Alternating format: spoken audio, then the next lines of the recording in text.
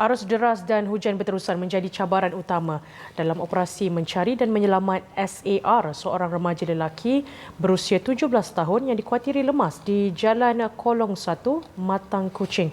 Mangsa yang dikenal pasti sebagai Fahril Zakwan Hasbullah dilaporkan hilang sejak petang Jumaat selepas terjatuh ke dalam sungai ketika sedang bermain di tebing bersama rakannya.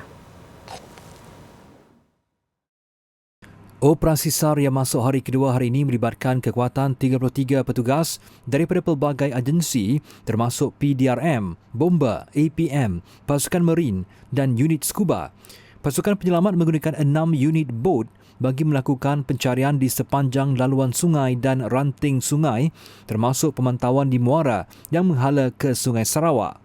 Situasi cuaca yang tidak menentu serta paras air yang deras dikaitkan sebagai faktor utama yang menyukarkan usaha pencarian pasukan penyelamat di lokasi kejadian. Jadi pada pagi ini, jam 8 pagi, kita gerakkan semula usaha pencarian di mana seramai 33 petugas daripada Bomba, PDRM, APM, Marine dan juga daripada pasukan Scuba Bomba sendiri turun pada pagi ini dalam usaha mencari. Dan kita berharap, kita berdoa agar usaha pencarian kita pada pagi ini menemui kejayaan lah. Cabaran dia memandangkan kuasa cuaca hujan dan air agak deras. Jadi itulah yang menyukarkan kita.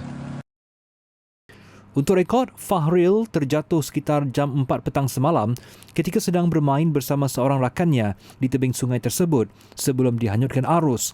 Pusat operasi insiden telah dibuka di Jalan Kolong 1 bagi menyelaras semua gerak kerja pencarian sehingga mangsa ditemui.